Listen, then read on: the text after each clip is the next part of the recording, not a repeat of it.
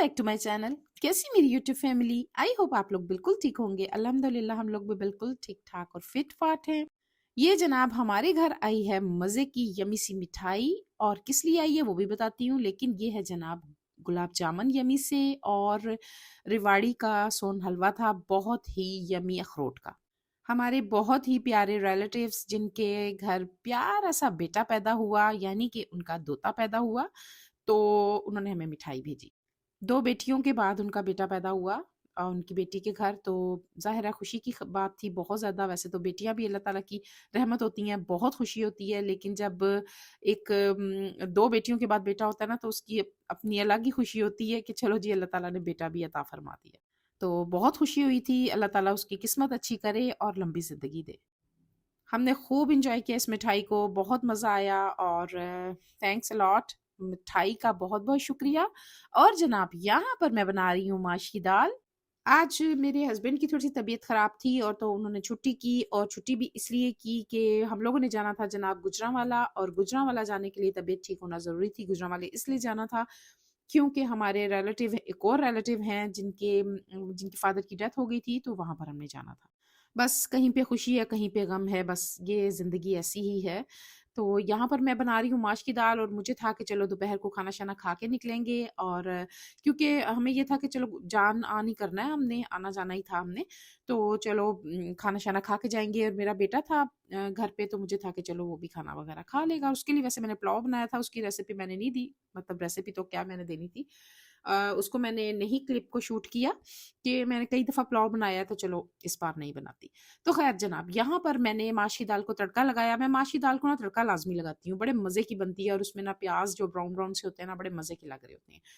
और माश की दाल जब बनती है तो मेरे हस्बैंड को जो है ना पकोड़े बहुत अच्छे लगते हैं। वो कहते हैं माश की दाल के साथ ना पकोड़े और चटनी तो लाज़मी होनी चाहिए।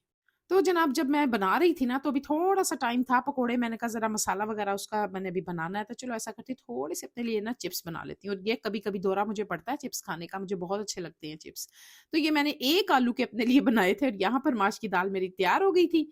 और ये जनाब देखेंगे मसाला वगैरह जो है ना थोड़ा-सा सॉफ्ट-सुफ्ट करने के लिए मैंने रख दिया था। यहाँ पे मैंने सैलेड बना दिया था, ये चटनी भी तैयार हो गई थी। जब मेरी शादी हुई थी तो मैं और मेरा भाई जो है ना ऐसी चीज़ें बना के बड़ी खाया करते थे, और अक्सर क्या होता था कि अगर तबीयत ख़राब है, बीमार है, अब्बू कहते थे ऑयली चीज़ें नहीं खानी, तो मैं और मेरा भाई चुप करके, जब अब्बू सो रहे होते थे ना, तो हम छुप के जाते थे किचन में।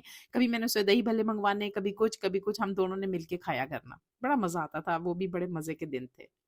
तो ख़ैर जनाब यहाँ पे ये यम्मी से पकोड़े भी बन गए, और पकोड़े बनाने के बाद मैंने फटाफट से खाना लगा दिया था। मुझे था कि अब हमने निकलना है, तो फटाफट से ना हम खाना-शाना खा के फ़ारिग हो जाएँ। वैसे हम मोस्टली दोपहर को खाना नहीं खाते, लेकिन जब मेरे हस्बैंड घर होते हैं ना, तो फिर हम लाज़मी थोड़ा बहुत जो है ना खा लेते हैं। फिर ये होता है कि मुझे ज़रा बड़ा मज़ा आता है कि चलो मेरे हस्बैंड बैठे हुए हैं, तो साथ के साथ जो है ना कुछ बना-बना के मैं उनको देती रहूँ ना, मुझे बड़ा अच्छा लगता है उनको बना-बना के खिलाना।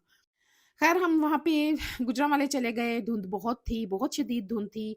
अब हमारी वापसी थी, और वापसी पे यहाँ पर हम रुके थे, और मुझे तब मेरी तबीयत बड़ी ख़राब हुई। ये सफ़र मेरा इतना बुरा सफ़र था ना, मैं आपको बता नहीं सकती।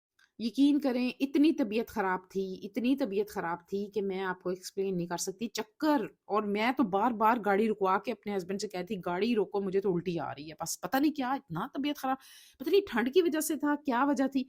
तो ख़ैर यहाँ पे रुक के मैंने कहा मुझे तो कोई आइसक्रीम लेकर दो तो मैं खाऊँ, और शायद मेरी तबीयत ख़राब ठीक हो जाए, लेकिन वो फिर भी नहीं ठीक हुई। हालाँकि हम लोग ना बहुत ज़्यादा सफ़र करने वाले लोग हैं, सफ़र हम करते रहते हैं अक्सर, लेकिन ये सफ़र तो बड़ा ही कोई अजीब था। ये शायद फ़ोतगी वाले घर से होके आ रहे थे, बैठे रहे वहाँ पे, शायद ये वजह हो सकती है। लेकिन जो है ना शुक्र अल्लाह का, बस जब निकल आए वहाँ से तो हमें ये था अब खैर-ओ-आफ़ियत से पहुँच जाएँ, क्योंकि धुंध बहुत शदीद थी।